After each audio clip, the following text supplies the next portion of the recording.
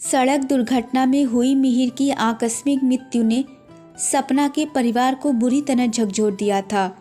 सबसे ज़्यादा फिक्र सब लोगों को सपना को लेकर थी। बीए की परीक्षा के तुरंत बाद सपना की सास ने सपना को एक शादी में देखकर अपने बेटे के लिए पसंद कर लिया था और शादी के लिए जल्दी मचा दी थी। सपना के घर वालों ने कहा भी था कि सपना को कोई प्रोफेशनल कोर्स कर लेने दें, लेकिन उनकी सास ने बड़े ही अभिमान से कहा था, हमारे घर की बहू को कभी नौकरी नहीं करनी पड़ेगी। मिहिर सरकारी प्रतिष्ठान में इंजीनियर है, अच्छी तनख्वाह पाता है, घर परिवार की उस पर कोई जिम्मेदारी नहीं है। वकील बाप ने बढ़िया कोठी बनवा ही दी है, इतना कैश भी छोड़ ही जाएंगे कि दोनों बेटे अपने बच्चों को अच्छा भविष्य दे सकें। उनकी बात गलत भी नहीं थी। सपना मिहिर के साथ बहुत खुश थी। पैसे की तो खैर कमी थी भी नहीं, लेकिन शादी के 7 साल बाद ही मिहिर उसे 2 बच्चों के साथ यूं छोड़कर चले जाएंगे, ये किसी ने नहीं सोचा था। वैसे सपना के सास ससुर का व्यवहार उसके साथ बहुत स्नेहपूर्ण और संवेदनशील था। सपना के भाई और पिता आश्वस्त थे कि उसका देवर और सास ससुर उसका और उसके बच्चों का पूरा ख्याल रखेंगे, मगर सपना की चाची का कहना था कि यह सब मुंह देखी बातें हैं। हम लोगों को अभी सारी बातें साफ कर लेनी चाहिए। और उठावनी होते ही उन्होंने सपना की माँ से कहा कि उसकी सास से पूछे कि सपना अब कहाँ रहेगी, हमारे साथ दिल्ली में रहेगी। बच्चों की छुट्टियों में आप लोगों के पास मेरठ आ जाया करेगी। मिहिर की बरसी के बाद उसके लिए उपयुक्त घर वर देखना शुरू करेंगे। सास का स्वर कोशिश करने के बावजूद भी भर्रा गया। आजकल कुंवारी लड़कियों के लिए तो उपयुक्त घर वर मिलते नहीं बहन जी। सपना बेचारी के तो 2 बच्चे हैं, चाची बोली। मनोयोग से चेष्टा करने पर सब मिल जाता है बहन जी। कोई ना कोई विकल्प तो तलाशना ही होगा, क्योंकि सपना को हमने तो कभी बेचारी कहलवाना, ना ही उसे एक बेबी की निरीह और बोसीदा जिंदगी जीने देना है, उसकी सास ने दृढ़ स्वर में कहा और सपना की माँ की ओर मुड़ी। फिलहाल तो हमें यह सोचना है कि अभी सपना के पास कौन रहेगा, आप या मैं। खैर कोई जल्दी नहीं है, रिश्तेदारों के जाने के बाद तय कर लेंगे। सब ने यही मुनासिब समझा कि सपना की माँ उसके साथ रहें। सपना का देवर शिवशीर नागपुर के एक कॉलेज में व्याख्याता था। वह हर दूसरे सप्ताह में आ जाता था। उसके आने से बच्चे तो खुश होते ही थे।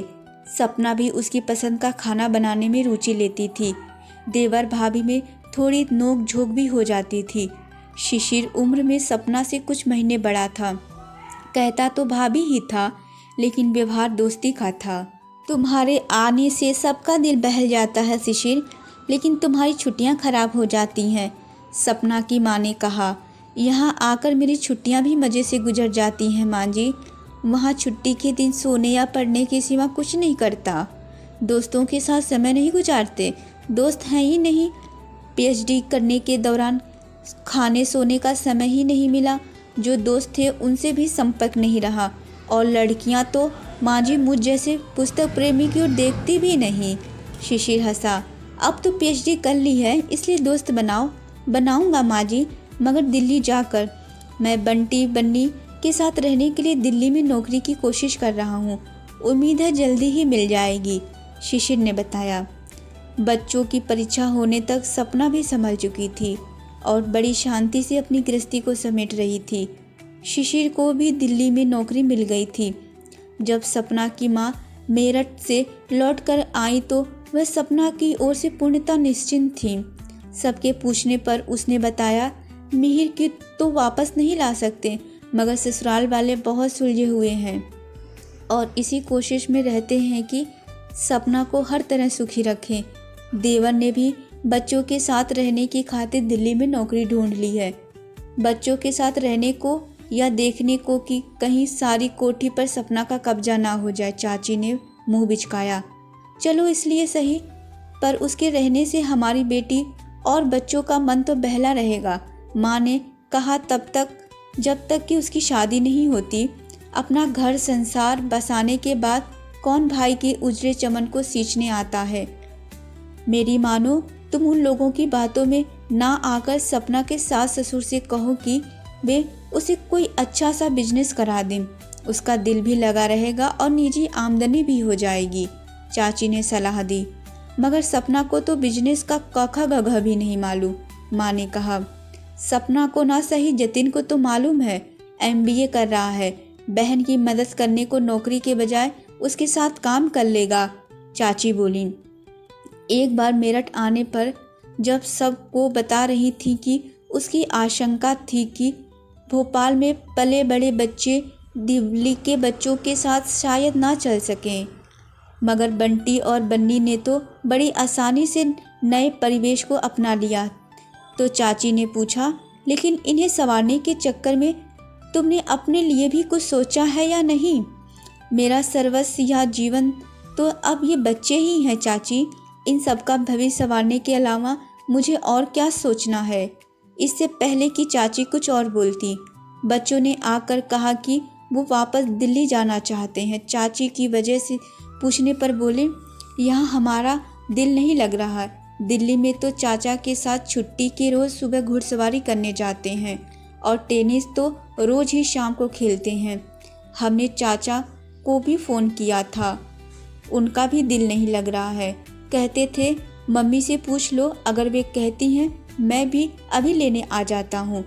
आप क्या कहती हैं मम्मी? तुम्हें और तुम्हारे चाचा को उदास तो नहीं कर सकती, इसलिए चलो ड्राइवर से कहो हमें छोड़ आएगा। लेकिन तब तक बन्नी ने शिशिर को आने के लिए फ़ोन कर दिया था। शिशिर के आने से बच्चे बहुत खुश हुए। बाप की कमी महसूस नहीं होने देते बच्चों को। सबके जाने के बाद सपना के पिता ने कहा, जब तक अपनी शादी नहीं हो जाती भाई साहब, हमें शिशिर की शादी अपने परिवार की लड़की से करवानी चाहिए, ताकि अगर वह सपना को कुछ तकलीफ दे तो हम उसके लगाम तो कर सकें, चाची बोली। मगर अपने परिवार में लड़कियां हैं ही कहाँ, मेरे पीहर में हैं, मैं देखती हूँ, चाची ने बड़े इत्मीनान से कहा। मिहिर की बरसी के कुछ दिन बाद ही चाची अपनी भांजी का रिश्ता शिशिर के लिए ले आकर सपना की ससुराल पहुँच गई। अब घर में कुछ खुशी भी आनी चाहिए। जरूर आएगी बहन जी, लेकिन पहले सपना की ज़िंदगी में, सपना की सास ने कहा। उसे व्यवस्थित करने के बाद ही हम शिशिर के बारे में सोचेंगे। व्यवस्थित करने वाली बात आप सही कह रही हैं। सपना को कोई बिजनेस करा देना चाहिए। मेरे बेटे ने अभी MBA किया है, वह सपना के अनुकूल अच्छा प्रोजेक्ट सुझा सकता है, चाची उत्साह से बोली। सपना को रोजी रोटी कमाने की कोई मुसीबत नहीं है, मिहिर ही उसके लिए बहुत कुछ छोड़ गया है और ससुर भी बहुत कमा रहे हैं, लेकिन जीने के लिए पैसा ही सब कुछ नहीं होता। मैंने पहले भी कहा था कि हम लोग सपना को बेवा की बेसीदा ज़िंदगी ज़्यादा दिन तक नहीं जीने देंगे। आप लोगों को उसकी फ़िक्र करने की ज़रूरत नहीं। न चाहते हुए भी सपना की सास का स्वर तल्ख हो गया। मगर सपना ने तो बच्चों को अपना सर्वस्व बना लिया। वह उनकी जिम्मेदारी किसी अनजान आदमी से बांटने या शादी करने को तैयार नहीं होगी। सपना की सास कुछ सोचने लगी। कहती तो आप सही हैं, फिर भी सपना को अब मैं ज़्यादा रोज़ तक उदास या सादे लिबास में नहीं देख सकती। कोई ना कोई विकल्प तो खोजना ही होगा, उसने दृढ़ स्वर में कहा। चाची ने उसकी ओर देखा। हमेशा ठसके से सजी सवरी रहने वाली सपना की साथ सादी सी शिफॉन की साड़ी पहनी थी। अगर बहू बेबा भी वेशभूषा में रही तो तुम्हारा सिंगार पिटार कैसे होगा महारानी, चाची ने विद्रुपता से सोचा। अगले सप्ताह सपना के ससुर ने सपना के पिता के पास फ़ोन किया कि वे उन लोगों से कुछ विचार विमर्श करना चाहते हैं, इसलिए क्या वह सब परिवार दिल्ली आ सकते हैं? मुझे पता है क्या विचार विमर्श करेंगे, चाची ने हाथ नचाकर कहा। सपना शादी के लिए तैयार नहीं हो रही होगी, इसलिए चाहते होंगे कि हम उसे अपने पास रख लें ताकि उसकी सास फिर से सर संवर सके। सपना की ससुराल वाले बड़े सुलझे हुए लोग हैं, वे ऐसा सोच भी नहीं सकते। हमें उनकी बात सुनने से पहले न अटकल लगानी है न सलाह देनी है, सपना के पिता ने कहा। शिशिर और सपना के सास ससुर तो समान लग रहे थे, मगर सपना कुछ अनमनी सी थी। जैसा कि मैंने आपको पहले बताया था, हम लोग सपना का पूर्ण विवाह करना चाहते हैं। सपना की सास ने कहते हुए चाची की ओर देखा और इन्होंने ठीक सोचा है कि सपना अपने बच्चों की जिम्मेदारी किसी और के साथ बांटने को तैयार नहीं होगी। सपना ही नहीं, शिशिर भी बन्नी बंटी की जिम्मेदारी किसी गैर को सौंपने को तैयार नहीं है। शिशिर का कहना है कि वह आजीवन उन्हें संभालेगा और अविवाहित रहेगा, क्योंकि बीवी को उसका दिवंगत भाई के बच्चों पर जान छिड़काना पसंद नहीं आएगा। सपना के ससुर बोले, मैं भी इस बात से सहमत हूँ, क्योंकि एक अतिरिक्त परिवार की जिम्मेदारी संभालने वाले व्यक्ति का अपना विवाहित जीवन तो कदापि सुखद नहीं हो सकता। वैसे भी शिशिर को लड़कियों या शादी में कोई दिलचस्पी नहीं है, मगर शादी से ऐतराज़ भी नहीं है अगर सपना से हो तो। सपना की सास ने कहा, दोनों ही बच्चों को किसी तीसरे से बांटना नहीं चाहते और उनकी परवरिश में ज़िंदगी गुजारने को कटिबद्ध हैं। जब तक बच्चे छोटे हैं तब तक तो ठीक है, मगर जब ये समझने लायक होंगे तो लोग उनकी माँ और चाचा को लेकर क्या कहेंगे, तब सोचिए उन पर क्या बीतेगी। वैसे लोग तो कहेंगे ही, उनका मुंह बंद करने का एक ही तरीका है, शिशिर और सपना की शादी। मगर उसके लिए सपना नहीं मान रही है। मगर क्यों? शिशिर में कोई कमी तो है नहीं, सपना की माँ ने कहा। इसलिए तो मैं उससे शादी नहीं करना चाहती माँ। उसे एक बढ़िया एक कुंवारी लड़की मिल सकती है, तो फिर वह 2 बच्चों की माँ से शादी क्यों करे?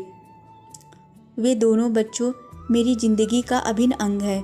सिर्फ तुम स्वीकार कर सकती हो, कोई कुंवारी लड़की नहीं सपना।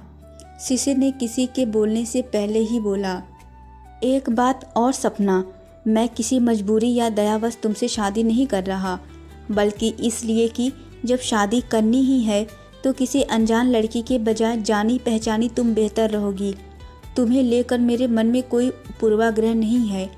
मैंने तुम्हें भाभी जरूर कहा है, लेकिन देखा एक दोस्त की नज़र से ही है, और दोस्त तो अक्सर शादी कर लेते हैं। सपना का भाई सुनील बोला, खुद हिम्मत ना हो तो दोस्त बढ़कर करवा देते हैं यार।